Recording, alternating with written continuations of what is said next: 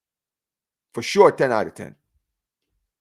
Keeping it plain, simple, and honest. We kept the clean sheet because of Szczesny. We walked away with the win because of Szczesny. If we drew this game, we would have drew because of Szczesny. Kept us in this game, even with 11 men. The first half saves, he made 2 point-blank saves. Every single shot at him. Oh, he made a save in covered. the first minute of the game. Are we all just ignoring the fact that this guy, bro, Benfica started the game. They had a shot. They had a shot on target after like the first minute. They could have been 1-0 up after the first minute. Szczesny saved us. Hey, good Lord Almighty. Hey, big up to Mbekele, bro. Big up to you every single time. Hey, big up to you. Big up to you. Big up to my guy every single time. Always showing love, man. Oh, my goodness. And this is why having an elite goalkeeper is always an additional prowess into you winning a Champions League. You look at the past few years, Mendy's campaign with Chelsea, Ederson with Man City, Courtois and Navas with Real Madrid, they always came out big in moments. To be fair to Stegen, I don't think he really ever came out for Barcelona in the Champions League. He'd had some, huge games in La Liga and the Copa del Rey. Let's be honest, Hafed. We've never seen a performance like that from Ter Stegen in the Champions League.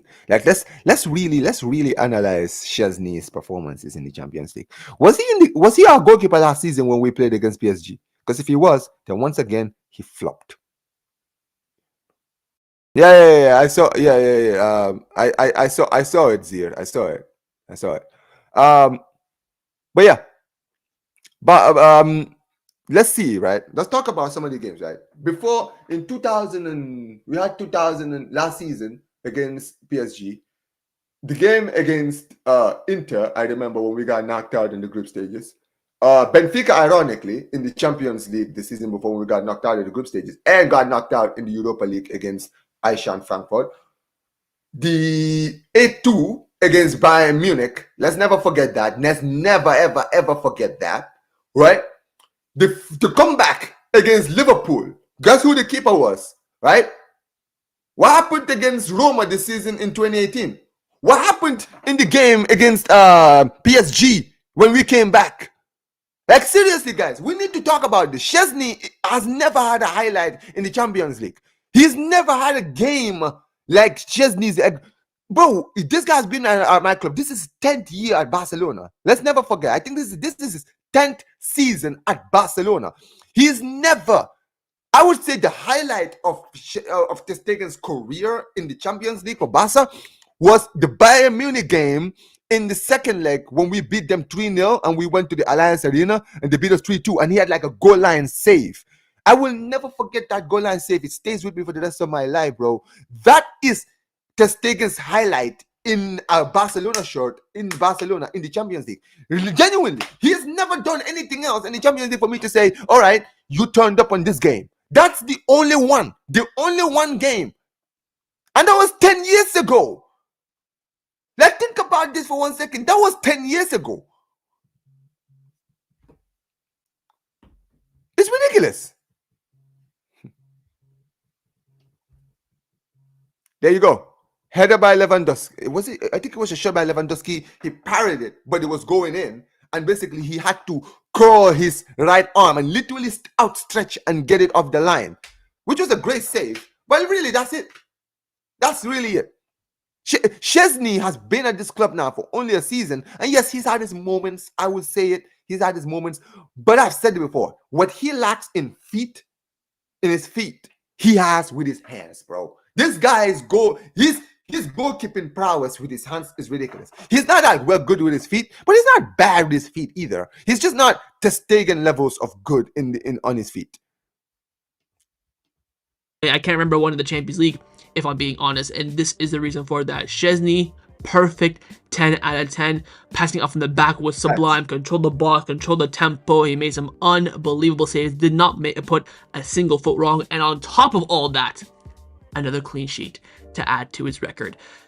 Yeah, he's just he can have my children as well. 10 out of 10, a perfect rating for me for Szczesny. He is the reason we walk away today with a win. Not because of Rafinha. Shout out to Rafa. Golazo was crazy. You can still, take my arms and legs, no problem. The reason we leave Lisbon with an advantage and with a win and with a clean sheet is because of Wojciech Szczesny. This is why I've been He preaching for him won to us the start game, this bro. whole He entire won us time the since we game. signed him.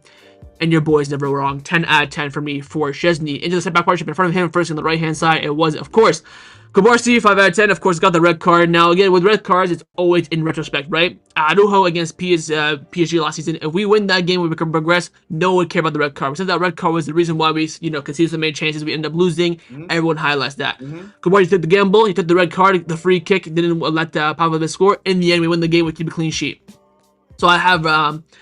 again, the tackle. To be fair, the tackle was timed quite well. Just didn't get the ball. And that's the thing. This is why, unfortunately, I can't really get too angry with Kobashi, right? Because I saw something earlier. Apparently, I was seeing this picture of like Pavlidis. Apparently, he held back on De Jong when he had that chance. And basically, listen, I'm not gonna go into detail about that whole thing. I think, if I'm not mistaken, my match ratings, I think I might have given Kobashi a 4. I think I gave him a 4. And if I'm gonna be real, I think that he wasn't bad. And just like Hafez said, I agree. When I first saw the tackle, I'm not gonna lie, I thought it was a clean tackle. I was crazy. I was like, "Yo, what an amazing tackle!" But like you mentioned, it was just the timing was a little bit off. And sometimes that's what it takes, man. When you're tackling the last man, you have to get it perfect. You got to get it spotless. If you don't, then you get sent off. And unfortunately for Kubashi, he's had these moments. But I've said it before, man. He is an 18-year-old being given all of the spotlight. Like, come on, man. Of course he's gonna make mistakes. Defenders of his age are not just gonna be Rolls Royce center backs. Like, I dare you to go back and watch Pablo Maldini in the 1980s when he was 18 playing for AC Milan. Bro, I'm sure he was making mistakes when he was a kid. I'm sure Ramos was making mistakes when he was a kid. I'm sure guys like Cannavaro were making mistakes when they were a kid. Like, of course, man, when you're this age, you're going to make mistakes. And the more you grow, the more experience you have, the better you become as a center back. It's just the same thing as goalkeepers. Goalkeepers are not usually known for being good at a very young age. You understand what I'm saying, right? But the older they get, the better they become more and more better the older they get. And I think the same thing applies with defenders too. And that's why I think with Kobashi, he's just a young kid. And of course, he's going to make mistakes. For sure. For sure. Absolutely. If he gets the ball, any contact on the ball, I'd be screaming for it to be not a red card, maybe a yellow or whatever the case may be. He just missed the ball, unfortunately, but a bit of inexperience from him. Hopefully he does learn from it, but in the end he took a gamble, and now we're looking at it post-game. The gamble was spot on. Still gets a 5 out of 10 though. I think his performance before the red card was average, but then of course with the red card, goes down to 6 out of 10. So we'll give it goes down to a 5 out of 10. So 5 out of 10 for Kubarsi tonight. Center back part on the left hand side was of course Inigo Martinez. 7 out of 10 for me. Absolute freaking warrior in this game. I mean, he got beat up. He got studs in his groin, studs in his shin. He was limping. He had blood, and he still was fighting. Almost gave away the penalty there at the end if it wasn't for the offside. I think it was him and Chesney that were kind of at fault for that. But I think he defended this game very, very well. He cleared what he had to clear. Early was fantastic. It's just a prime Inigo Martinez performance tonight. A goal and assist, I probably would give him a 9. That's how good he was in this game. I think he's a high 7. I think what gives him away from an 8, I think there were some slip-ups in that when we lost the red card in that 5-10 minutes before Araujo came in. He had a few mistakes there. But apart from that, I thought he had absolutely almost flawless game tonight. So 7 out of 10 for me was absolutely fantastic. Into the fullbacks now, first in the left-hand side. Okay, so before he goes to the fullbacks, I'll say this about the rating. I don't necessarily have a problem with the rating that he's given to my guy. I don't think that I think, if I'm not mistaken, I might have given Inigo a 9 because I think that he actually was incredible. And maybe I might have forgotten about the penalty shout, but then maybe it's because it was offside that I actually ignored it. But honestly, guys, I think that when it came to Inigo, now this guy, bro, he's turning back the time right now, man. He is. He genuinely is. He's absolutely been killing it since he's been here this season. Like, think about all the injuries we've had this season. He has been a rock. I think he's only had one injury, and that was around the new year, right?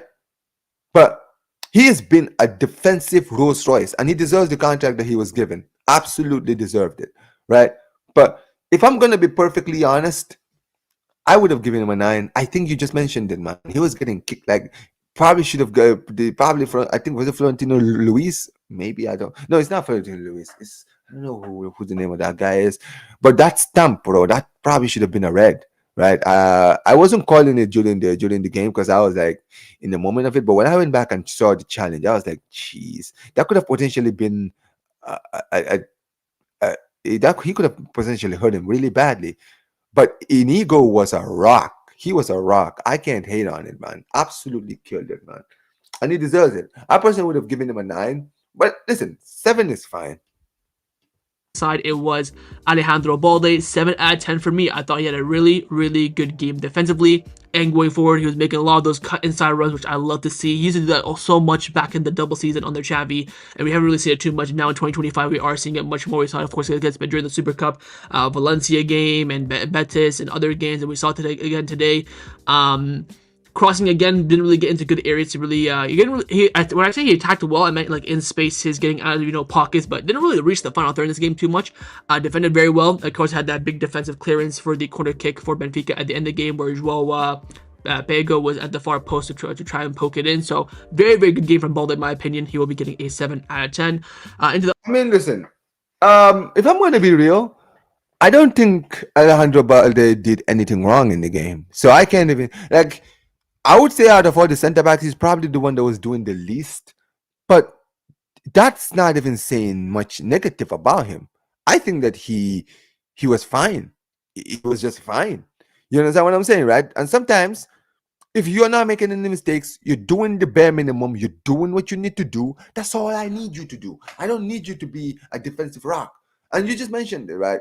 We weren't really doing a lot of attacking, so he didn't get a chance to really bump forward and try to, get some crosses in and all of that ever since we down going down to 10 men. But yeah, I mean, defensively, he was a rock. He was a rock. He didn't do any wrong. Absolutely none. So fair play to Alejandro Balde, man. He definitely deserved it. I think, if I'm not mistaken, I might have given him I swear I think I gave him a 7 too. I think I might have given a 7 as well. So yeah, we definitely. I think he was a 7 out of 10. The other fullback on the right hand side, Jules Koundé. I mean, ever since he was late for the Vallecano game and got dropped, he just has not been the same whatsoever. I wouldn't say it was a stinker today from Koundé, but very, very poor in my books. I think the reason why I give him a below average is his passing. His IQ today was disgusting. Passing to Lamine Yamal when he's clearly offside. Passing to De Jong in the middle when De Jong has two players man marking and ready to high press him. I think on the ball today, Koundé was abysmal. Defending was okay. Sometimes he got done, sometimes he didn't. Had some great clearances in the box, especially from those corner kicks. We had 6 corner kicks that we conceded in the last 5 or 7 minutes. Well, that's what it felt like, anyways. But defended very well in off the ball territory. But on the ball defending 1v1 was okay. But I think on the ball today, he was absolutely abysmal, and for that reason I brought him down to a 5. Jesus, oh my goodness gracious me. Hafed, bro, you are ruthless, bro. You gave him a 5? A 5? Whoa, I'm not gonna lie, I gave him a 9. I think, you know what, and here's the thing, the reason I gave him a 9 for me is because if you look at the game, we didn't really do much going forward. So I guess maybe because we didn't do much forward, I wasn't noticing what he was doing when he was on the ball. But I give him a 9 for me because I think that he was actually very defensively structured, bro. In defense, he was absolutely killing it. Like, I'm not gonna lie, I'm surprised by that rating. Personally, I'm not even exaggerating. I'm surprised by that rating. Like a 5, you give him the same rating as Kobashi? Like, geez, I don't even want to know what you give guys like Lewandowski. I do not even want to know. But a 5 is crazy. I'm not gonna lie. I gave him a 9. I think for the performance of the team, how we played in that game, right? How we were under pressure, how our defense needed to be a rock. he did his thing defensively, right? He was well on his side. Nothing was going through him. Like, yeah, maybe he might have mistimed some tackles here and there, but all around he wasn't bad at all. You understand what I'm saying? He was actually quite okay in the game. So yeah, this 5 out of 10 is crazy. I'm not gonna lie, but yeah, man, big up to Hafid. Out of 10. I think that's, of course, rightfully so for the performance that he gave on the pitch. Into the midfield now. Firstly, in the pivot, of course, we have Capitano Frankie de Jong. Of course, started the game as captain, did not end the game as captain. I will give him a 6 out of 10 again. With complaining about him being fouled on the red card for Kubarsi, I thought it was quite soft. Yes. To be honest, VAR was never overturning that. So Frankie de Jong playing it and trying to get VAR to overturn it. I think the referee gave it. VAR would not have said it was a red card or flipped it, but very, very soft. I thought on the ball today he wasn't actually too bad. I just think off the ball defending wasn't great, which you do expect from Frankie. Again, when you rely upon him to defend and to help you scam a result, he's gonna have some moments, and he had some moments. We can see that. I can remember 2 or 3 counterattacks from Frankie mistakes, whether it be passing being cut out, control being poor. 2 or 3, which again usually he concede way more, but it was quite low for his standard. But I think on the ball he wasn't too bad today, so I'll give him an average 6 out of 10. He was playing all right, to be fair to him, when we had 11 men, so I'll give him that too. So 6 out of 10. I mean, listen. I think I give him a 7. So I'll be honest. I don't necessarily disagree with anything he said. Like, honestly, I don't think. Like, here's the thing. You just mentioned. He just said it. I didn't expect him to be great defensively. However, I will say this. I wanted him to play today because I said to myself, I said, you know what it is? When it comes to this Barca team, in certain games, I trust Casado to do the job over De Jong. Like, for instance, I wanted Casado to start against Atleti, Casado to start against Atleti, and De Jong start against Real Sociedad, right? But Hansi Flick did the opposite. And to be fair, De Jong was actually not bad defensively in that game, but De Jong's defensive work is not that good. You understand what I'm saying, right? It is not that good. And that's something I know for sure. But in this game, I wanted him to start because I knew at the end of the day, I thought, you know what, 11 against 11, we don't have to be defensively world class against these guys. We just have to outscore them. And yeah, at the end of the day, we kept a clean sheet. He didn't really do much defensively. And going forward, he was making a lot of good passes, right? Just like I expected. So I give him a 7, but I do agree with the 6. The 6 is fine, for sure. 10 for De Jong. His, of course, pivot partner was Pedri. I will also give Pedri 6 out of 10. You're probably wondering, oh, Pedri was definitely better than Frankie De Jong. I 100% agree. My issue today with Pedri was he gave away the ball so many times. Again, defended well, controlled the tempo well, was getting into nice pockets and spaces, turning and getting some nice passes off, but there were so many times where he get the ball, overhit the pass, his touch was too heavy, we lose it, and we can see like a huge counterattack from Benfica. I thought he was sloppy a little bit in transitional play, which isn't like Pedri. I think apart from that, I mean, control the tempo very, very well, got out of tight spaces, attracted fouls, which you want, again, when you're trying to jam, a park the bus kind of result. But I think, again, he did give away a few counterattacks away, and he had some few sloppy touches and passes, which I wasn't a big fan of, but overall, I think he was pretty solid. I gave him a 7, so I don't even have a problem with this. Big up to AK. Says Pedri a 6. What are you on? I'll be honest, if I'm going to be real, I don't think Pedri actually had a good game. Like, Pedri was, I'm not going to, that's why I don't understand why he was giving man of the match. Because I love Pedri, but I wouldn't necessarily say he did anything, which I can actually remember him for and say, yeah, you did this. I give him a 7. Because I thought he just had a standard 7 out of 10. All right. And I give him the same rating, as funny enough, as De Jong. So he gave both men a 6. I gave him a 7. You understand what I'm saying? So I don't necessarily disagree at all with what Barca boy is saying here. Absolutely not. Right? I think that every point that he made is right, but I would have probably given him a 7, to be perfectly honest. But it's fine, man. Like, I don't think Pedri he didn't have a bad game, but he didn't have a good game. He didn't stand out like guys like Szczesny stood out. in this game. A positive 6 out of 10. I wouldn't say it's a poor 6 out of 10. Into the final midfield position was, of course, Dani Olmo. We'll skip this very quickly. Barely played, was subbed off due to the red card. Looked alright, to be fair to him, which again, now he's rested, fully rejuvenated for Osasuna this weekend, for Benfica as well next week. I thought he was doing really, really well, getting into good areas. The shot that almost went in as well from distance, was getting into nice little pockets. Connectivity play wasn't on, 100% chemistry, but it was there, so I thought maybe something would happen, but he was sacrificed in the end. So we'll give him an average 6 out of 10 for his. You know what? Okay.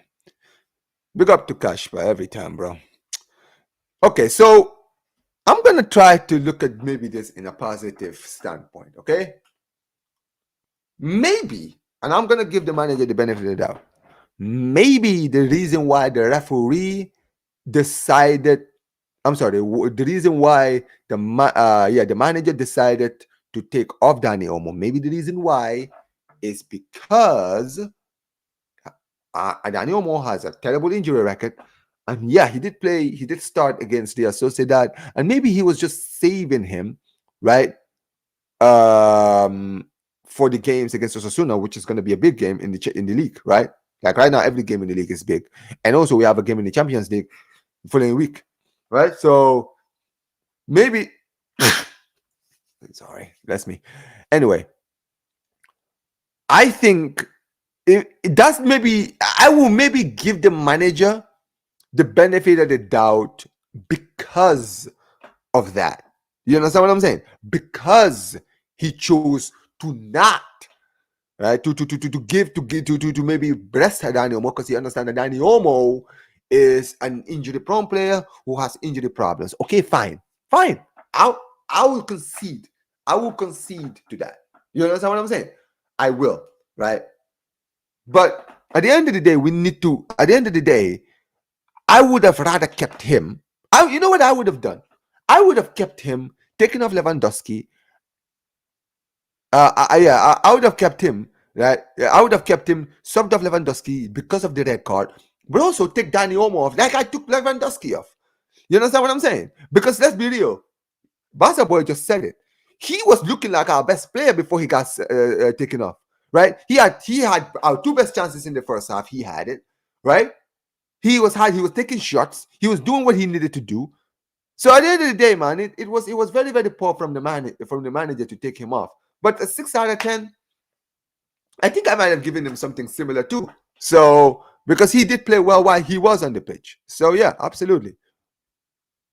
Performance. Into the forwards now. Firstly, on the right wing, it was, of course, Lamine Yamal. Given an average 6, didn't really do much, didn't really have much to do, was getting into good areas, but his shots, I don't know what's up with Lamine lately, but his shots just always get blocked. If they, hit wide, safe, hit the post, or whatever, I'd much rather that than the shot getting blocked. He get into a good area, he passed two players, you're like, alright, shoot, he shoots it, then it's just blocked like every single time.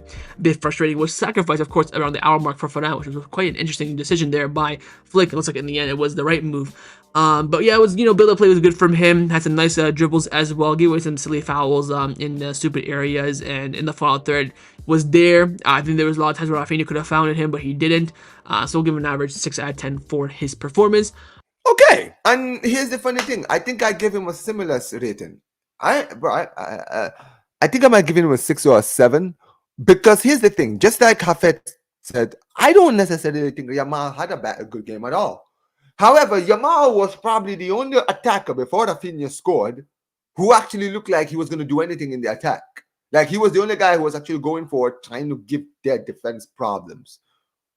You understand what I'm saying? So, for me, I don't necessarily have a problem with Yamal getting taken off. In fact, I said it during my match preview that he would be taken off. You understand what I'm saying? I said he would be taken off. And why did I say he was going to get taken off? Why? Why did I say he was going to get taken off? Because he played 90 minutes in the last 2 games. When he played 90 minutes against Real Sociedad, I knew he was going to get hooked in this game. But at the end of the day, he got hooked like in the first 10 minutes. I would have rather kept him for a little bit longer and then take him off, because I knew he was going to get taken off. But then again, this falls on the manager. Why play him for 90 minutes against Real Sociedad? The guy, we have a big Champions League game. We're 4-0 up against Real Sociedad. Take him off. But you decide to keep him. And now you have to take him off early. And thankfully, we didn't pay for it. But these are the things that were pissing me off. This is why I was getting a little bit agitated in the match reaction.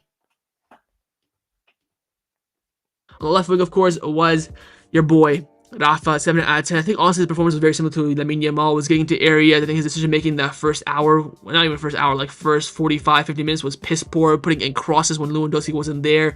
1v1 with the keeper, went for the cross to Lamine Yamal. Absolutely idiotic.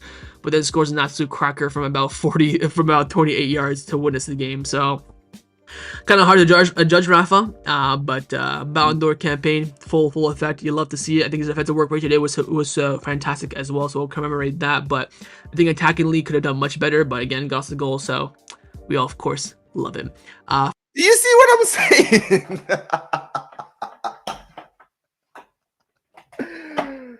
Oh, you see what I'm saying? People say that I'm negative. Listen to what this guy is saying. He's literally saying the same things I am. He literally did nothing apart from the goal, but we will take it. Like, how many times do I have to say it, bro? Why is it that whenever a player scores, like, this is what I'm saying. This is why I don't rate players like Bruno Fernandes. Because this is the problem with a lot of you modern day fans. And not the people in my chat, because the people in my chat are intelligent people, right? People who are subscribed to this channel are intelligent people who watch the game, right? But some of these stats merchants who think just because a guy scores or assists in a game, everything else is forgiven. Nah, man. You can say, yeah, you were incredible. You scored the goal. You got the assist. You did your thing. I will give you credit for that. But you did nothing else apart from that. Zero. And that's fine. If that is not the norm, like it's not been the norm for Rafinha. Rafinha has been balling out this season, the whole season, right? He's now been having stinkers and scoring goals, right? He's been balling out in games and having goals. And then he's in a moment right now in the season right now where he's not exactly having a good form right now, but he's still scoring goals, right? And that's what I want. I want to know that even if you are stinking out games, I can at least guarantee that you will score goals. And that's it. Yeah, big up to Hafet. Hafet gave him a 7. I think I might have given him an 8 or a 7, something like that. So yeah, there you go. But some people will say, oh, why didn't you give him a 10 out of 10? We won the game because of him. Final, of course, starting player is your boy up front, RL9, Robert Lewandowski, 5 out of 10. Absolute stinker from him yet again. Hold up play was non-existent in that first 20 minutes. The chance that he should have scored on the turn from the Rafinha cross. I think the Olmo one, I can understand why Olmo missed that, but Lua on the turn shooting it right at the keeper is disgusting. As an elite striker, one of the best strikers of our generation and one of the best strikers in the history of football, when you're on the turn, you should be roofing it. You should be going for height and power, not, going for accuracy. So I think it's a poor decision there from him. Apart from that, it was just very, very mid. The whole entire game, hold-up play was abysmal. He'd win like headers, but couldn't win the second balls. We were requiring him to be subbed off at halftime. I think he got subbed off to like the 70th minute, 60th, past 60th minute. So no, he was subbed off in the 70th minute when him and Frankie came off for Balde and for Juan Martin and Casado. So poor from him, but he's having his best individual season for Barcelona. So I don't even know what to say anymore. But tonight, 5 out of 10 for Lua wasn't his best performance. You know what? You are nice. You were actually very nice. I gave him a 4, I think, or a 2. I swear I gave him a 2, man. I think I did. I think I might have given him a 2 out of 10 or like a 3 out of 10 or 4 out of 10. Something like that, bro. Now, in fact, I think I gave Kobashi a 4. So I think I might have given this guy a 2 or 3 out of 10. Yeah, you're nice. You gave him a 5. I didn't give him a 10. Bro, what did this guy do in the game? He's here. You're in the chat, right? Go back and watch the Barcelona game. Go watch the highlights. Go tell me. Come back. Go watch the game. Come back. Tell me what he did in the game.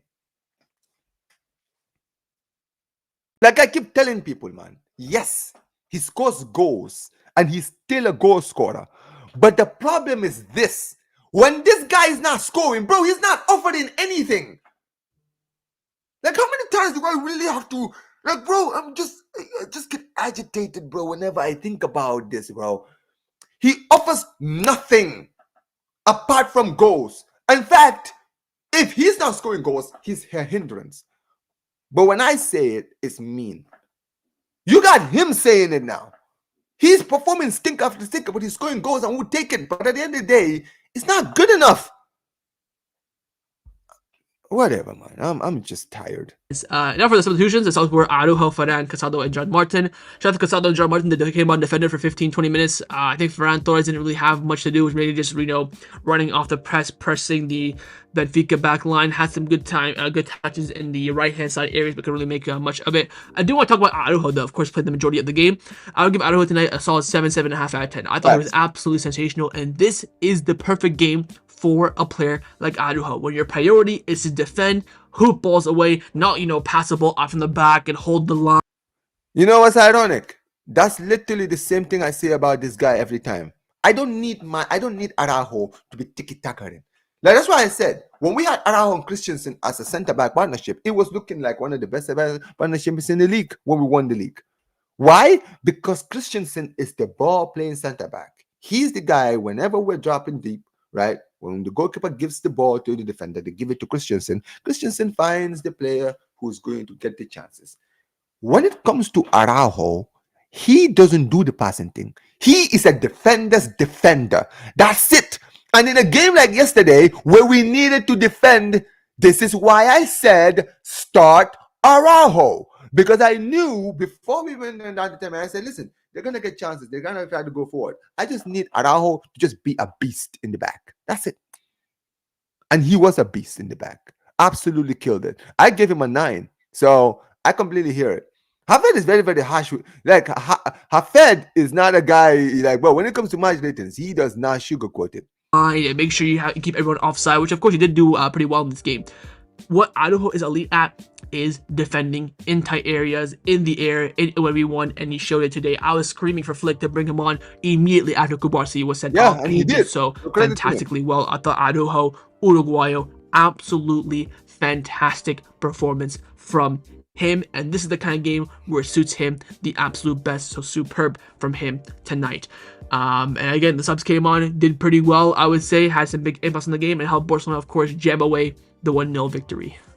And last but not least is, of course, the manager, Hansi Flick, who liked the team today, also will be getting a 7 out of 10 from me. Of course, picked a very strong team, apart from maybe Young and Casado, and everything else was pretty spot on. But Araujo, right when Kubarsi sent off fantastically well. Whether he should have taken off Olmo, should have Lua. Looking now when the game's ending in hindsight, I think Olmo at the false 9 would have been much better than having Lewandowski up front. But then again, he took the decision at the time. I think the substitutions were pretty good, apart from not using his last one. Of course, he used already his 3 sub intervals. Should have made a triple.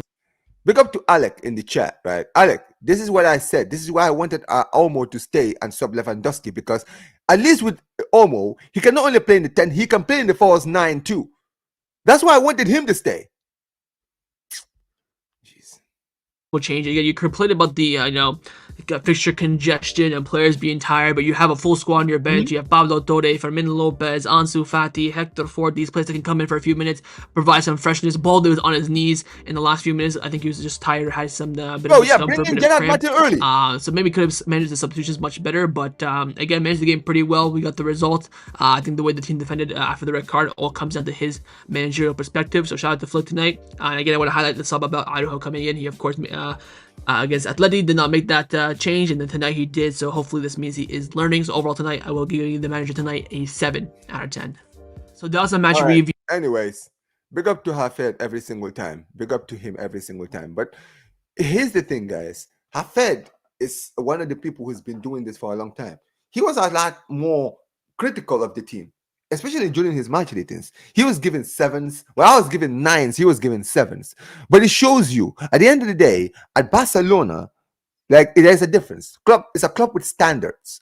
And he just mentioned it. What he said about Hansi Flick, I actually agree with a lot of things he said. I think I might have given, if I'm not mistaken, I gave him the same rating as well. So at the end of the day, I don't have a problem with what he said, honestly. The point that he mentioned. Sure.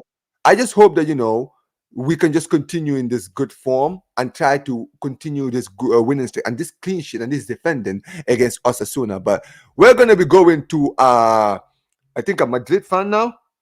Well, I'm getting a lot of calls from family members. Oh, my God. Hold on, guys. Give me a second.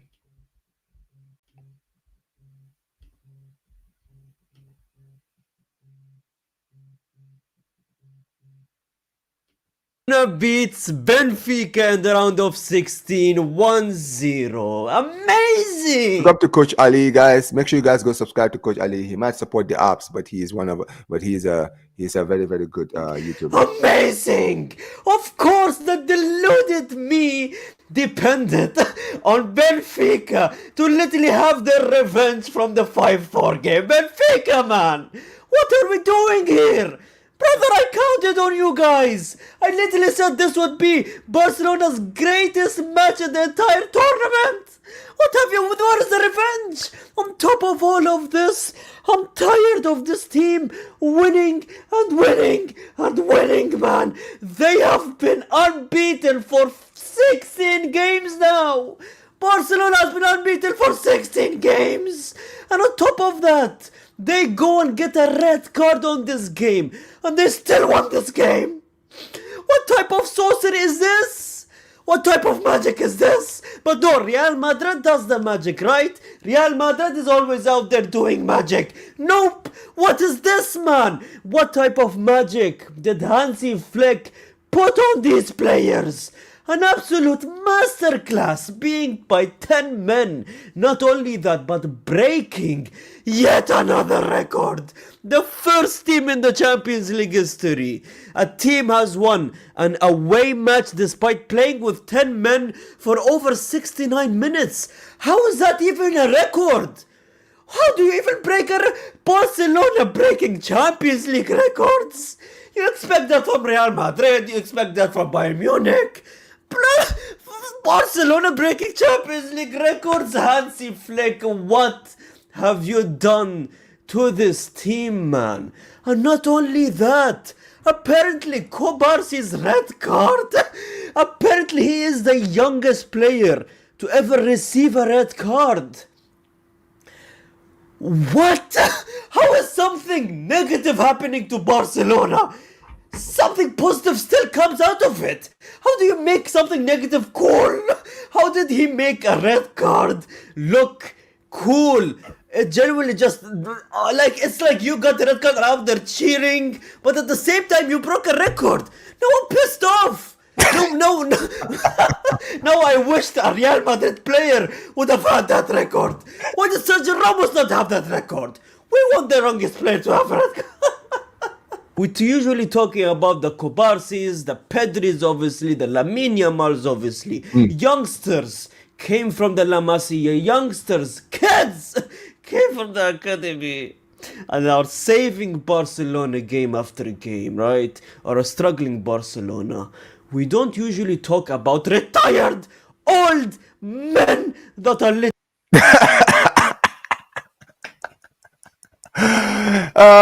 Big up to Ali, man.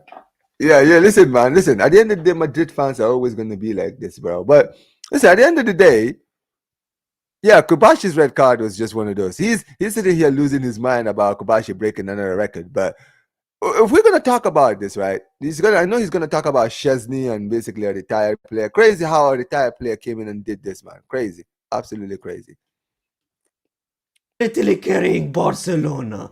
If you want to save your relationship, don't call a therapist. If you want to save your marriage, don't go to the court and divorce, brothers and sisters. Just get Chesney. Get Chesney for one night.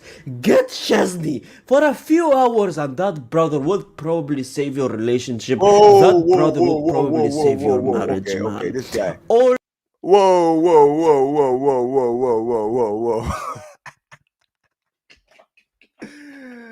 Hey, we got to Ali, man. Hey, listen, man. I love this guy, man. He always knows how to make things. He says, I need to try and do content like this dude one day. Yeah, man. Listen, man. Crazy, man. Big up to Ali. Talking about saving marriages. Hey, man, he probably would, man. He probably would.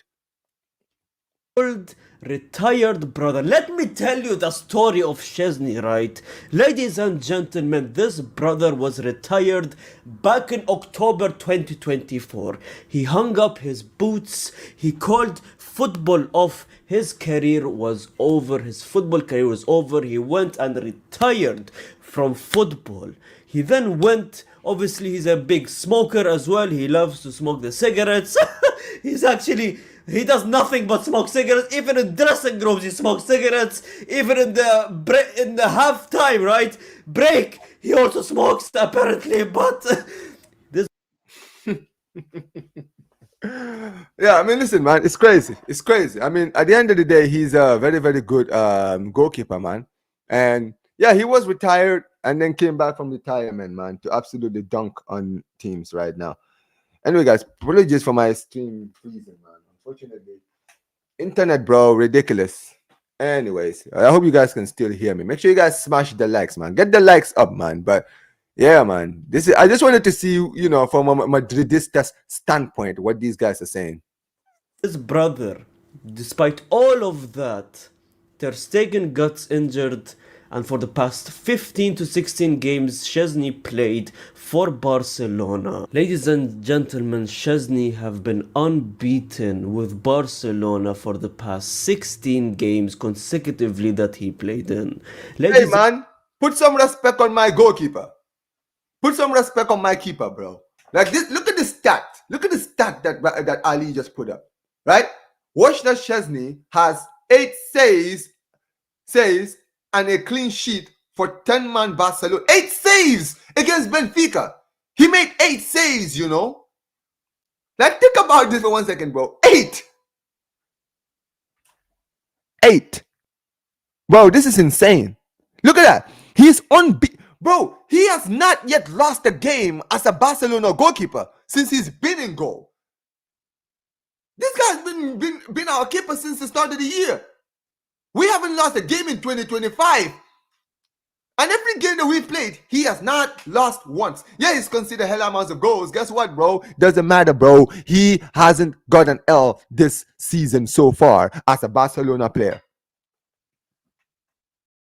Crazy. Absolutely insane. Absolutely insane. Ladies and gentlemen, the man of the match from yesterday's game, in my opinion, was Szczesny. Right. Szczesny single-handedly carried Barcelona against Benfica. Szczesny has been performing game after game after game, masterclass after masterclass after masterclass. He is literally the Pedri of goalkeepers currently. Brother, he had... Okay, the Pedri of goalkeepers, yeah? Hey, listen, man, I'll take a praise from any Madridista, man. I will take it for sure. But Pedri of goalkeepers, man, that's actually insane. I mean, listen, I won't lie, man. The way Szczesny is playing right now, bro. Like, people are talking about Ter Stegen possibly returning this year before the end of the season, bro. It's Ter Stegen, bro. Stay out for the rest of the season. And by the way, I heard that apparently, from what I'm hearing, apparently Ter Stegen and his wife are going to be splitting up. Sorry about that whole situation, man. But yeah, man, all the best to you with the personal stuff. Hopefully you guys can get that resolved soon. But as far as this season is concerned, Ter Stegen, man, just focus on your injury, focus on dealing with your problems, because we got Szczesny. Szczesny is doing his thing, bro. Szczesny is cooking. He says, hey, yeah, man, listen, man. Hey, listen, man. We'll see what we'll see, man. These fans. Imagine this, man. Barcelona's first clean sheet in the Champions League knockout match since 2019. Guys, I want to give you all. You got 14 people in the building. Smash the likes. You guys, can any of you tell me without searching it? I know you guys are gonna search it. Who that game was against? The team we kept a clean sheet. Because I remember the game.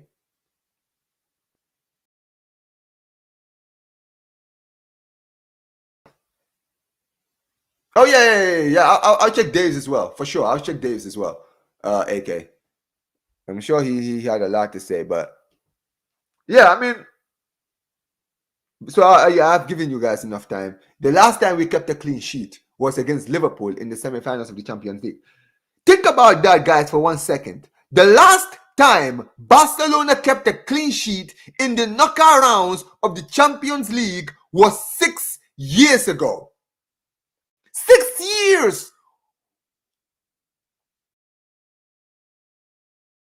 Bro, I'm actually like, bro, I'm actually like in shock. 6 years we have not kept a clean sheet in the knockout rounds of the Champions League. Yeah, crazy, crazy, crazy. 2019. Big up to Chesney, man. 2019, Barcelona didn't have a clean sheet away match. And this brother just gave them. This brother is out there breaking records. A few months ago, this brother was retired on his couch. Yeah. They get him in, and this brother's out there carrying Barcelona in the Champions League. I genuinely miss Ter Stegen now. Never in my life. Of course you do, man. You saw the meltdown from Barcelona fans. I said in the Champions League. I'm sure you already read it, but yeah, crazy. Hey, but listen, man. At the end of the day, some fans, some content creators are like this, man. But at the end of the day, big up to Coach Ali. He actually says a lot of like, he does speak from like he's very knowledgeable sometimes, especially when he talks about his club. But yeah, when it comes to Barcelona, it's just the hate, bro. Did I ever not like but love a Barcelona player ever before? Yeah, of course And you I do. love Ter Stegen, boy. Bro, Please, you love Ter what? Stegen because you had a good record against Ter Stegen. We all know, bro. You feel me? You come on, man. Hey, listen. Money, let me tell you something, bro. He's a Madrid fan. Of course he's gonna be annoying. I don't know why you're surprised. Have you ever seen how many times do we see Madrid fans who are actual like knowledgeable? Like there's a few. Oh yeah. I'll do the end. Oh yeah, I'll do Daves. Don't worry. I'll do Daves. But yeah, what was the last time? Like, how many times do you actually see like, bro? If I put out football corners, I know he did like a multiple stream, but yeah, now I'm out here losing 4-1. There you go. Even in games where we win, this guy doesn't keep a clean sheet, and this guy says he's in love. He absolutely loves Ter Stegen. But yeah, I'll probably let me see. I think Dave might have put the game. Let me see if I got Give me a second. Let me pull it up. But yeah, continue, Coach Ali. Let's hear it, man. Why is Ter Stegen still injured, man? Ter Stegen, please come back. I am begging you, please. Come back. I miss you. I miss every mistake that you have done for this team. I miss all the shots that you couldn't save for this team. You were the only thing that Real Madrid fans ever loved, man. And it's just sad to say because this also just shows how a good goalkeeper matters in games, man. Yeah. There you go. See what I'm saying? At the end of the day, when it comes to football fans, right? Football teams, you need to have a keeper who you can kind of like. At the end of the day, Madrid have Courtois. I don't like the guy, but the thing is, bro, Courtois is an imposing figure in goal. You understand what I'm saying? Like, bro, when we had Pena in goal, do you think any of these guys were worried? Even when we were beating Madrid in the El Clasicos, they were not worried. They were like, yeah, they got Pena, we got Courtois. This is what happens when you do this. When you have a good keeper, when you have a keeper who has games like this. You understand what I'm saying? And yeah, maybe sometimes in a few occasions he's shown his bozo moments, but it's a few and far between. So at the end of the day, he deserves it, man. He deserves it. And this is what, like he mentioned, this is what a good keeper does to a team. When you have a good goalkeeper, a goalkeeper that you cannot worry about and just no stress at all, you feel better, man. You absolutely feel better. So yeah, absolutely. Seen it with Argentina, with Martinez and Lionel Messi, obviously. We have seen it in Courtois and Real Madrid. The amount of times that brother saved us in a Champions League game and a Champions League final. And now we have seen it with Szczesny and Barcelona as well, man. Goalkeepers can make a big difference in a game, man. Goalkeepers can decide a game for you, and Szczesny has been unbelievable for Barcelona. You know what a Real Madrid fan shouldn't see as well is this picture with Pedri holding yet another man of the match. I was right. He was given the man of the match. How did this guy win the man of the match? Respect respectfully, UEFA, what were you guys watching? Were you guys watching the same game as us? I love Pedri. I love Pedri. Pedri is one of my favorite players, if not my favorite player in this Barca team. But brother, bro, in that game against Benfica, I'm sorry, bro. How did you leave with the man of the match award?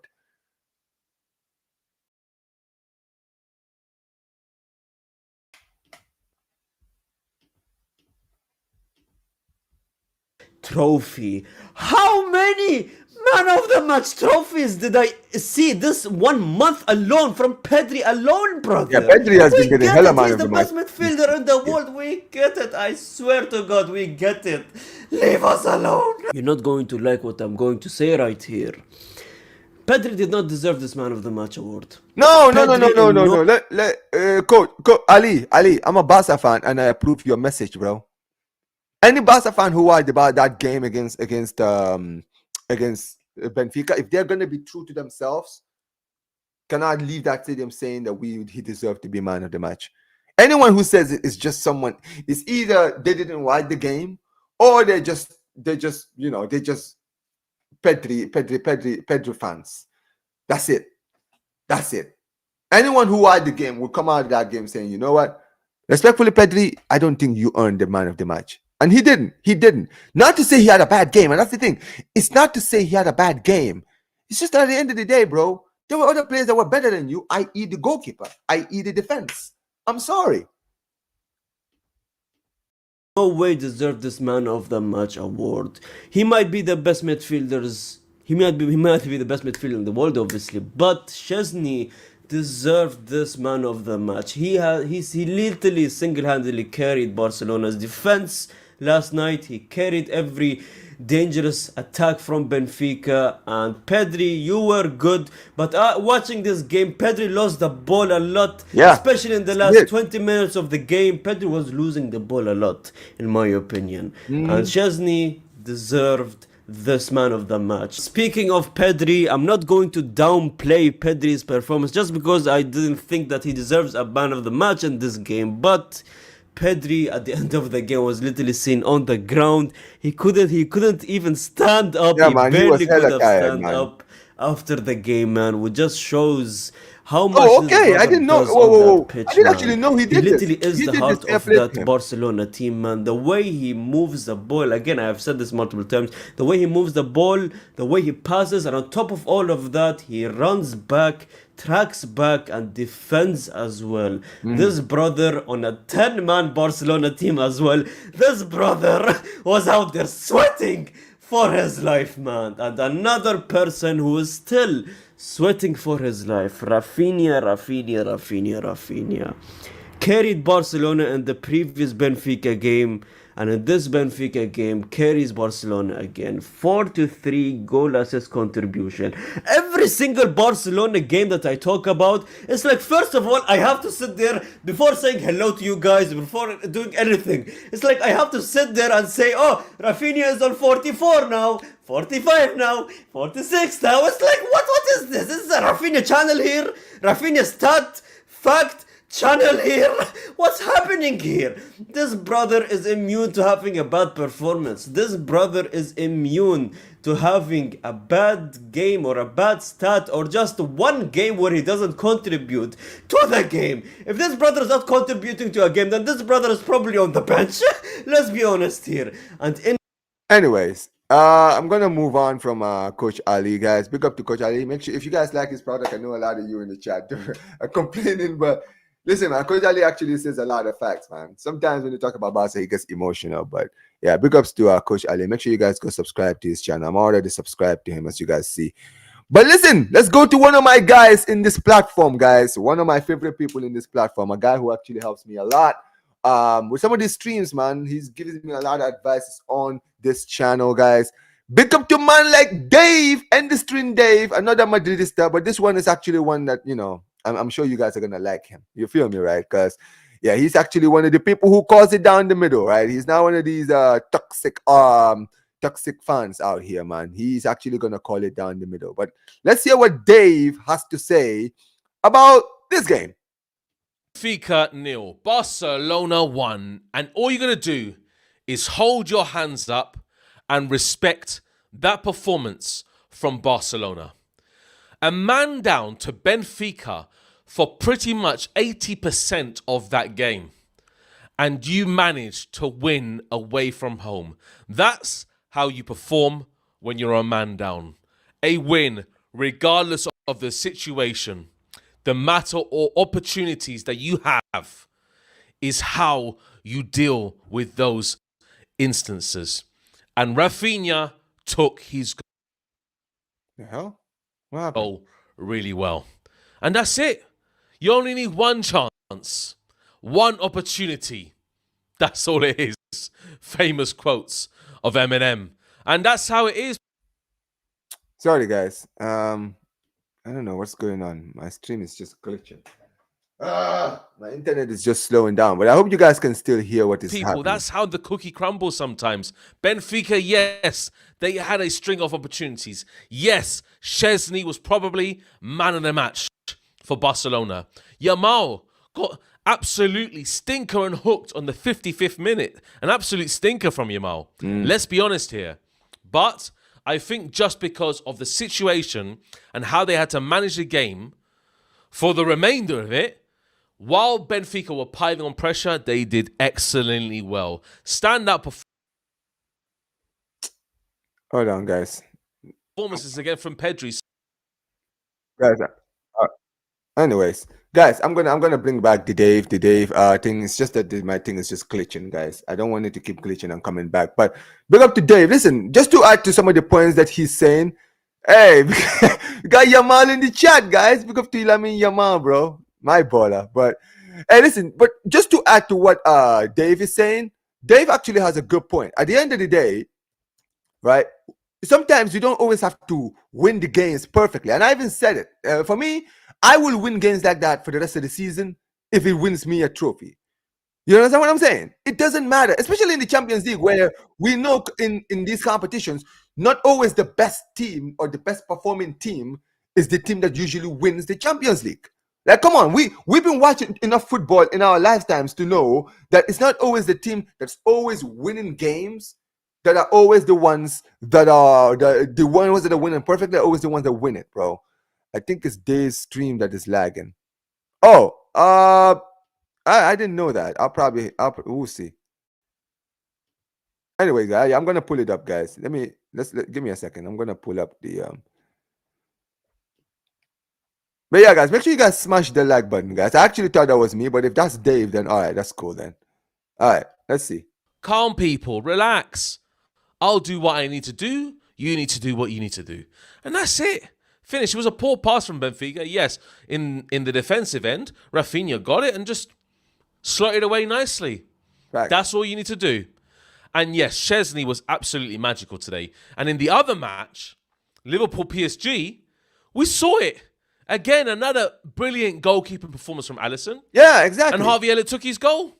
That's it, simple. So sometimes in the biggest occasions in European football, you look to either some form of divine intervention, Szczesny one of them, Alisson another, and then when you get your opportunities, you score them.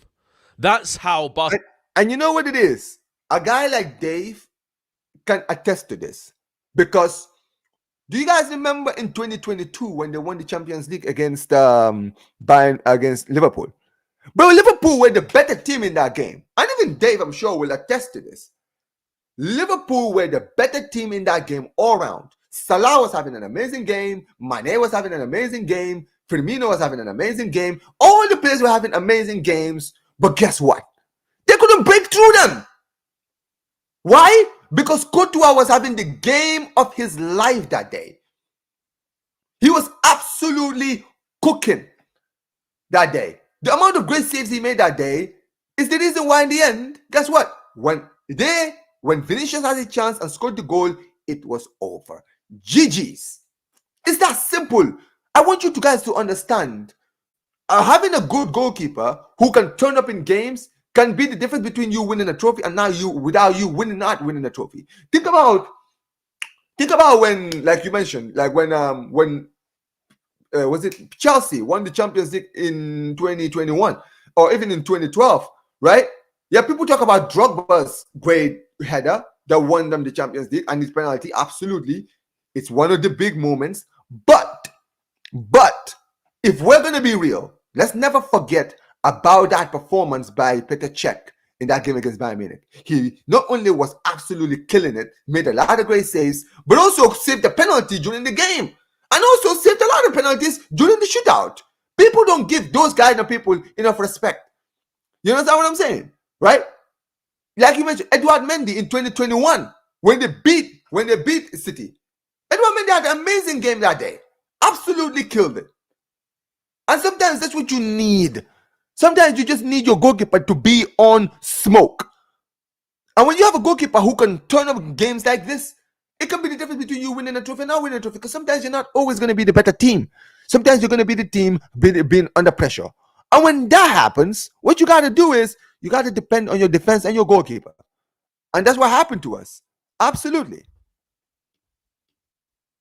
Barcelona play today, and you just need to respect. You just need to respect also how Hansi Flick set up his team when they went a man down. He took off De Jong. He knows the midfield is going to be lacking. He knows there's going to be space to actually exploit from Benfica's side. And then, obviously, he put Araujo in. Perfect job. Defensive masterclass from Barcelona. Yep. You know what? I agree with that. The only thing I didn't agree with is taking off Olmo. I don't think Olmo should have been the one to be sacrificed. I think it was Lewandowski should have been sacrificed, because it's not just because, it's because I think we knew, like you just mentioned, he was going to change the formation. We were not going to get a lot of the opportunities. We were going to have to be defensively structured.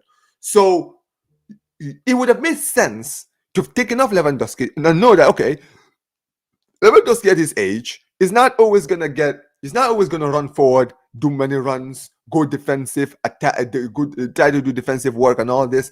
He doesn't have that energy anymore, right? So bench him, put him on the bench, right? Bring in Araujo, put Dani Olmo in the 10/false 9, because then you have three players in Olmo, Yamal, and Rafinha who all have energy, right? And can hit them on the counter. But you saw it. Bro, at the end of the day, the performance, the way we played, it didn't surprise me, because I knew at the end of the day what the thing was going to happen. But I was like, listen, in a case like this, then take off Lewandowski, because you know Lewandowski is not going to get a lot of the ball. When he doesn't get the ball, he's just basically just a donkey in the midfield. Like, a donkey in the attack. He does nothing. He's just going to be a pole. Who's going to pass him the ball? Like, as much as I say Lewandowski had a stinker, it doesn't surprise me he had a stinker, because what else is he supposed to do? He's not the guy that you can rely on to be doing all of the attacking and all the defending and all this stuff. He's not that guy. He's not. What can he do? Nothing. I mean, it's sad, unfortunate, but at the end of the day, that's the only, like, Yamal getting taken off. For me, the criticism I had with Yamal being taken off is because I believe that he should have been taken off in the game before and playing 90 minutes today. But him being taken off in the first place is not the thing that pissed me off. Absolutely not. Barcelona. Yes, obviously the goalkeeper. But do you know what? The goalkeeper was absolutely amazing. Szczesny was absolutely amazing. But the defense was also. Facts. And you just need to praise it, people.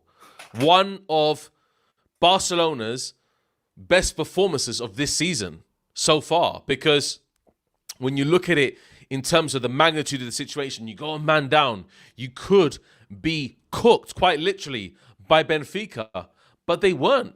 I didn't see really, apart from a few complete out of this world saves from Szczesny, where Benfica actually had a one-on-one opportunity with Szczesny. They didn't. I saw it. I saw the whole match. They didn't. Only the header probably. Mm-hmm. But Szczesny made a great save, and that's it. Yep. That's it. And Sanchez, obviously, Renato Sanchez from outside the box. Apart from that, everything was great from Barcelona. Bro, and you know what's crazy, right? What can you about say? This game, when you think about this, right? Shout out to Dave. This is the thing. I knew that Benfica were still beatable, even though they were down to 10 men. I wasn't worried about them personally for me. Because I was like, listen, this Benfica team, we can shoot ourselves in the foot, but they can shoot themselves in the foot as well. And that's what they did. That's what they did. And they deserve what they got. At the end of the day, I don't feel any sympathy for them, right? Because I'm telling you right now, if we were lucky, because if we had PSG in a game like this, we would have been destroyed. But we had Benfica, who I was happy with, because I was like, yo, we cannot bottle this. You want to know why we can't bottle it? Because if we tried to, guess what? Benfica would bottle it too. So we would just be between two teams who want to bottle it, and the team that just has it's just a little bit okay would be the team to qualify. Big up Godfrey, bro. Big up to you every single time, bro. Appreciate you, man. Yeah, man. I recently hit 3K subscribers, man. Appreciate all of you guys who are always here sending love, man. What can people say, honestly? Yes, they were man down, and they just have the monster mentality to say, yeah, it's not affecting us at all. So when I was hoping to do a hate along, and I was hoping for Benfica to actually come up with a result, but they didn't. That's it. And now Barcelona are 100% through. They ever get to play Dortmund or Lille, they'll probably beat them. And then face the winners, literally on the other side. I think it's going to be Bayern Munich in the semi-finals potentially, or Inter. So either one of those two, that's how it is. And that's how you look at the whole table, the whole route to the final. And you just see Barcelona and Liverpool meeting there. Yeah, that's how you see it. Because, yes, I hope Real Madrid can do well. I hope we can do well. But in my mind, maybe emotion comes through when I say Real Madrid will become in the final. None of us are ready for that final, man. I'm not ready to see that final. Barca versus Madrid in the final. Oh my God, bro. I'm not ready, bro. My heart would not be able to take it. No, man. I would be absolutely rattled for the rest of that stream. But at the end of the day, it doesn't really matter. You know what I mean, right? Like, credit to Dave. He believes that we're gonna get to the final, but I highly doubt it, man. I just think that, bro, this Barca team. I mean, listen, I don't want to say I highly doubt it because it's very likely, and I do want it to happen. But, bro, I don't trust this team. I don't trust them. I really don't. I wish I could, but I don't trust them, man. It's that simple. But in my mind, I look at it and I just see Liverpool-Barcelona final. That's all I'm seeing, people. Because at the end of the day, yes, you need to have a good defense, but also you need to have a good attack. And Liverpool have that. And Barcelona have that. So even though Barcelona can concede goals at times, when they want to defend, they'll defend. Because they like to overcommit. I mean, Dave, I feel like you're kind of you're kind of underestimating your team a little bit. Because I understand that there's still a few problems at Real Madrid, but it's not as bad as you make it seem, to be perfectly honest. And obviously, I'm not going at you, but my point is, you saying that basically you don't see you guys, like you're saying a good attack and defense. You guys have a good attack. It's just that maybe some of your attacks are not performing well, like the Vinicius is, but Rodrigo's still doing well. Mbappe is beginning to come out in form. Brahim Diaz is doing his thing. Dugula, not really that much, but he's not really been given a chance. And in your defense, you've got Rudiger who's back. Asensio is looking like one of the best center backs in the world this season, right? Like, honestly, I would say if I'm looking at your defense, the only area I think the problem is the fullbacks, right? If Lucas Vasquez plays, you guys lose games. Let's be real. You guys don't win games when he starts, right? Fernand Mendy is not reliable. So, yeah, at the end of the day, it is what it is. But at the end of when it comes to Real Madrid, it's one of those things where, they just need to focus. But this is their competition, man. And sometimes they don't always have to be great. Sometimes they leave lapses in the defense. Sometimes they do that. But when they want to actually defend a lead, they can. And Hansi Flick, with their high press and everything that they're doing there also, just immaculate from Barcelona. All you can do is praise it, yeah? You can say I'm a Barcelona fan and this guy is all you want, yeah? Never a Barcelona fan. Always a Real Madrid fan. But no, you know what you are. You know what you are, Dave. Dave, you're realistic, which is something that doesn't exist in this platform. There's not enough realistic people. Like, if you're realistic, people think that you don't support the club. Because you know why? For some of these people, they think that the idea of supporting a club is just be unbelievably, unbiasedly, unrealistically, delusionally supportive of your club. Straight up. That's how they think being a fan is, right? You just have to just support everything, right? Everything. You win, you're the best team in the world. You lose, oh, it's got to be because of referees. Oh, it's got to be because everybody's against you. That's how you always have to be. That's how a real fan acts. Nah, man, I got zero time. Let me tell you something. We are realistic. You're Madridista. You've been supporting Madrid, bro. You're from Spain. You've been a Madrid fan all your life. I've been a Barca fan all my life. Guess what, bro? When it comes down to people like me and you, Dave, we are going to be supporting this club long after all these players are gone. You've been supporting your club longer than I've been supporting my club. Look at the legends that you've seen. You, Dave, how many legends have you seen play for Madrid? How many times you've seen Zidane, R9, Raul, Guti, Ramos, Cristiano, Bale, Modric, who's still there, Cruz, who's retired, Di Maria, flipping Luis Figo, who else? Roberto Carlos, Iker Casillas. Bro, I could literally sit here all day just naming the legends you've seen in your lifetime. And you know what's funny, bro? Apart from Modric, you've seen all these players come and go. How many managers have you seen? You've seen Del Bosque, Capello, Zidane, Ancelotti, who's now there, but he was gone, but he's back, right? You've seen some of the worst managers like the Lopetegis manage your club. Like, this is the problem. When you've seen the best and the worst, and you're still there, at that point, bro, you do not care about what anybody thinks.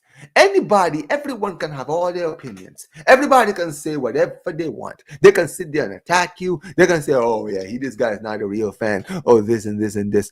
Say whatever you want. Say whatever you want. I don't care, bro. At the end of the day, you are a real fan who speaks from the heart. Why? Because at the end of the day, when everybody comes and goes, guess who will still be there? You. You will still be supporting the club after everybody's gone. After guys like Vinny are gone, after guys like Rodrigo are gone, after guys like after guys like Ancelotti are gone, guess what? You'll still be there. So guess what? If you're gonna be supporting the club when the legends are there and the legends go, at that point, bro, it doesn't matter what anybody says. You speak from the heart. And that's simple. That's why I say what I say. That's why I don't care what any one of these people think about my opinions, bro. You don't like my opinions? Go watch someone else. But guess what? Omar BYT will always be my channel and me speaking my mind. And if you don't like it, then get out. Get out. Because I'm not here to impress nobody. My opinions are mine and mine alone. Because at the end of the day, I've been supporting this club way too long and I've seen too many good times and bad times in my lifetime to have to worry about what people should be telling me how I should be supporting my club. Be in awe of how Barcelona are playing this season and what they potentially could win, because they're clear, probably in La Liga favourite terms. I think personally, they're clear, depending on the second leg in the Metropolitano and the Copa del Rey, how that goes out. But I think Barcelona could possibly beat Atletico Madrid. And then they're also in the running for the Champions League. They are more likely to win the treble this season or even a double than Real Madrid. That's facts. They are more likely. Whoa. Okay, Dave. All right, chill, Dave. Chill. Dave. I see what you're doing, but I'm speaking from the Barca's perspective, though. I wish I had the confidence you do, but I don't. You want to know why? Because at the end of the day, I know who I support, and I watch my team every week. I know you watch Barcelona too, because you're someone who watches games, but brother, a treble? Like, I know you're saying that we could go to Atletico and win, and listen, it's still possible. The tie is still anybody's. But in the Champions League, I'm not gonna lie, I'm worried. Bro. We're gonna shoot ourselves in the foot and get knocked out by a team like Inter in the semifinals. In the league, I mean, we're doing well, but bro, you've seen us in some games how we've been struggling recently. I mean, now I feel like we're beginning to turn it up again, which is great, right? But Atletico are literally right behind us. They are not that far away. I know you guys we kind of opened the lead a little bit with you guys, but bro, it's still anybody's tie. Like it's still anyone's. Don't get it twisted. And Liverpool are more likely also to win a double because obviously they're out of the FA Cup. But the Premier League sorted. All they literally need to go for now is the Champions League. And Liverpool, when you look at them across the season, also, they have played decent football. They have played very good football at times. But they're not Liverpool that. All right, guys. I'm gonna stop this video here because I don't want to do the whole video. I want you guys to go and watch the video when you get the chance, guys. Okay. Does the away rule still stand in the Copa del Rey? Yeah, I think it still does. Yeah. But yeah, I'm gonna stop it right here for Dave. I'm gonna do one more and then we'll probably close out after that. Let me see. I was gonna get another Madrid fan, but I don't really have a lot of time, guys. Give me a second. Give me a second. Let me pull this up.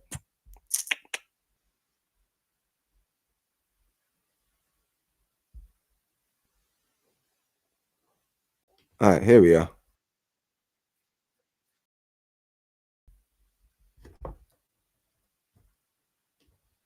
All right, here we are. We got Faisal.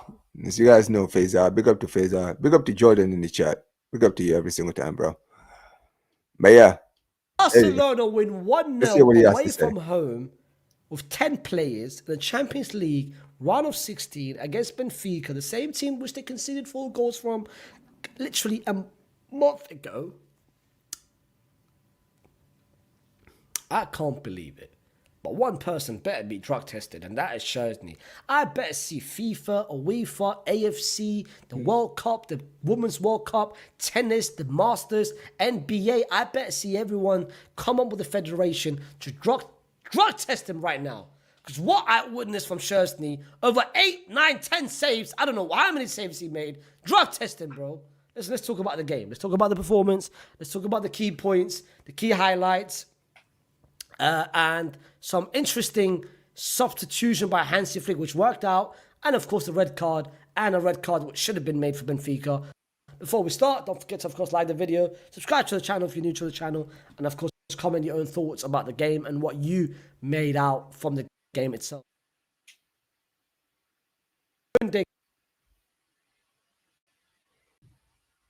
Something wrong with Kabasi, Inigo, Bode, Pedri, Frankie, Lamine, Dani Olmo, Rafinha, and Liwa. And of course, early on, Barcelona started the game on the attacking end. They attacked. They had some chances. Rafinha had a chance. Then he created a Liwa. Great save from the goalkeeper.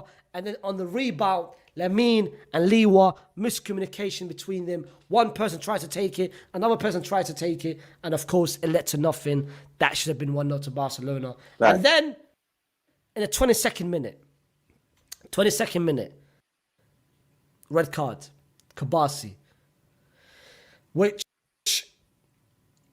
Frankie, was that a foul? All right, see? There you go. So, Faisal is even mentioning it right now. Should that be given as a yellow, as a red card? I said the De Jong point because I think De Jong was fouled and should have been given a foul. But yeah, man, the VAR, bro, VAR just being VAR. Okay, what can I say? VAR just being VAR. Foul, questionable. Kabasi, was that a foul? Yes, it was. Yes, it was. Let's not argue against it. Let's not lie. Yeah, it was a red card. That was a clear red. That's a clear red. Made no contact off the ball. He made no contact on the ball. You could clearly see the challenge was there, the contact was there, and that was a clear red card as he was the last man. Clear red card by Kabasi. However, then couple minutes after that, 10 minutes after that, another player got lucky, and that is Barrio. Barry got very lucky because he... Yeah, absolutely stumped. Yeah, but this is the guy, bro. Absolutely, like I'm not gonna lie, bro. This if we're gonna give the same energy, then this should have been a red card too. This should have been a red card too. I'm sorry, he literally stamped on his knee, man.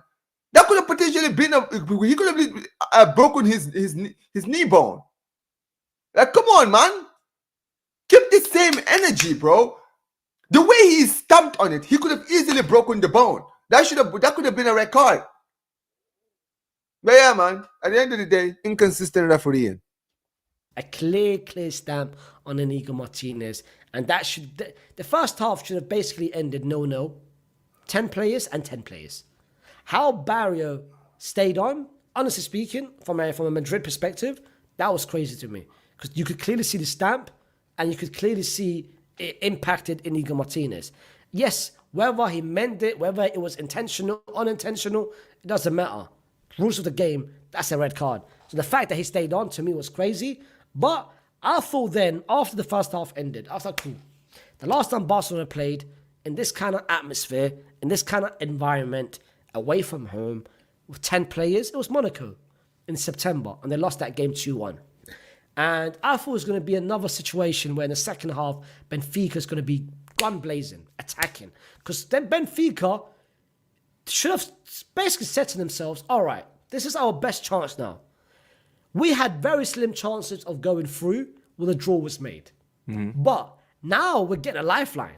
Now, second half, 10 players, they've got 10 players, we've got 11 players, we've got man up, we're playing at home, the fans are with it, the fans are throwing flares, the atmosphere is crazy, they need to be attacking. They attacked early on, the first 5-10 minutes, Szczesny was making crazy saves on the left-hand side, on the right-hand side. And then, the interesting substitution, 56th minute, Lamine Yamal goes out. Lamine Yamal goes out. When I first looked at it, I was like, Okay. Here's the thing, Faisal. The issue is, yeah, I see your point when you say that Benfica could have taken advantage and all this, but I think you're giving Benfica too much credit. This Benfica team are bums. They're not good, man. They are not a good team. You understand what I'm saying? Right? I knew, even when we then went down to 10 men, I was saying we're going to potentially draw this game. I didn't even say we were going to lose. Like, if you go back and check my last stream, I think I might have said we are going to lose. I think when what's his name? When Danny Olmo went off for Araujo, I said, yeah, we would lose the game. But in all fairness, I thought this game was going to end a draw. And you know what? It ended with us winning. And the reason the reason I didn't say we're going to lose the game is because at the end of the day, I knew how this team moves. They're frauds. They are. I'm sorry, they are. They're not that good. They are not that good. And we saw it with both eyes now. Right? They're not good. Because if that was against any other team, we would have lost. what the hell is Hansi Flick doing? What is Hansi Flick trying to cook? Is this going to be a mistake? Is this going to be something which, after the game, Barcelona lose the game and the press is going to be on him? Why did he take Lamine Yamal out? Because it happened, if you guys all remember last season, Lamine Yamal against Paris Saint-Germain, Araujo got sent off, Xavi basically sacrificed Lamine Yamal. So I thought it was going to be, wow, another situation. Then... You know what's funny? I thought the same thing. Because at the end of the day, in my head, I was thinking, yeah, I knew that Yamal was going to get taken off because he's tired and exhausted. That's fine. But really? You're going to take him off in the 53rd minute? I mean, this is what happens. This is why I had to call out the manager. Because I was like, you put yourself in this position because you played him for 90 minutes in the previous game when you didn't need to. Why did you bring in Paul Victor? Like, you got Paul Victor in the bench. Why did you bring him on? You took off Rafinha and Danny Olmo and Lewandowski. Why did you take him off? Paul Victor hasn't played a game in a while. Crazy. I was thinking of why he took him out. And a couple of reasons came to mind. First of all, his fasting is Ramadan. Whether he was fasting or he wasn't fasting, I'm not too sure. Yeah, people Whether say he he was broke his fasting, fast, so he he didn't was. break his fast, I don't know. But I'm sure he is fasting Ramadan. So maybe he broke his fast just before, I don't know. Ramadan is a reason, of course, you're not going to be the same physically. Yep. The second reason is defensively. Lamine Yamal barely tracked back. And Benfica, especially towards the end of the first half and the beginning of the second half, they were attacking a lot on the right-hand side of Barcelona, on Koundé's side, because they knew they can get so much success from that right-hand side because it's only Koundé defending. and Lamine Yamal's not tracking back, and Frankie's not supporting You every know now what? and This then. is something On the that people in my match reaction, one of the people in the comments was saying to me. I understand that, right? Yes, he wasn't tracking back. I'll be honest. I just jotted down to the fact that the guy couldn't really track back because he was too tired. He couldn't do the whole running back, going forward, running back, going forward, running back, going forward. Like, let's not forget, Yamal is having an injury. Maybe not a big injury, but a minor injury, and he's been playing with it for a while now, right? It's a laceration in one of his leg, in one of his toes. Like, come on, people do not underestimate how those injuries hurt a player. Now, when you suffer injuries on your toes, like lacerations, it affects your game. It does. It does. At the end of the day, he's been playing with that laceration for a while, and also he's played 90 minutes the past 2 games. Of course he's gonna be tired, man. He's been overworked. left-hand side, you've got Rafinha always tracking back. So it's harder to attack on the left-hand side, but it's easier to attack on the right-hand side. So maybe Hansi Flick looked at that and said, you know what? I've got 10 players. I'm getting attacked a lot on the right-hand side. Let me just put in Ferran Torres, move Rafinha on the right, where he can easily track back. Ferran's going to track back, and at least let me maybe make sure I've got my wingers defending and making sure I don't concede a goal. It's better to leave this game with a 0-0, with the context into account, with the circumstances there. I'm happy with that. Then out of nowhere, Antonio Silva, 61 minute, literally 5 minutes after the red card. Sorry, Lamine Yamal going out. Antonio Silva with a stupid pass. Stupid pass. Yeah, man. This Antonio Silva guy is a poor defender. I remember Finosa was talking about him, saying that he doesn't rate him very highly and all this. Yeah, his passing was poor. It was his pass, basically his mistake, that caused them to concede. Rafinha intercepts it, progresses with the ball. A shot from outside the box, which Trubin, the goalkeeper, should have done way, way, way better. And Barcelona lead 1-0. They lead 1-0. And I swear to God, when they led 1-0, there wasn't a moment where I said to myself, they actually might concede. I did not think, okay, I'm expecting Yeah, it was Barcelona a defensive masterclass for sure. concede. There wasn't a moment of that. And I didn't even think of that. Because the way they defended as a collective and the way Szczesny, the guy, I don't know, bro, today we've witnessed two goalkeeping masterclasses, both from a Liverpool standpoint and a Barcelona standpoint. Alisson, I'll talk about Alisson tomorrow on a different video, Liverpool and Paris Saint-Germain. But Szczesny, how many saves did he make, fam? Szczesny He made 8 saves. Anyway, guys, I'm probably gonna close it out here. Make sure you guys watch the rest of the video on Faisal's channel, guys. I do have to end the stream, guys. This stream will be redirecting you guys to the European heavyweight show. I will be joining them right now, guys. I'm gonna be going there because I always turn up there, guys. To Zier Talks, this is where this is gonna go down there. Make sure you guys put Omar BYT Raid on the channel, guys. Big up to every single one of you guys watching. I hope you guys enjoyed this. I'm going to start doing this now on my channel, guys, where I'm going to be doing reactions to what some of the fans, Barca fans, are saying. So I'm going to be cutting it down, where I'm going to be doing Barca fans reactions to games and also talk about rival fans, so that I can basically hear both perspectives and, learn some new things, because I feel like maybe sometimes I always listen to my own voice and I don't really take into account what other people are saying. Maybe I don't see some stuff, and sometimes that happens. But when it comes down to Omar BYT, this channel, bro, is about me and about you guys, the real fans, the people who are out here, who watch the games, who are unapologetically saying what they think, right? So big up to every single one of you guys watching.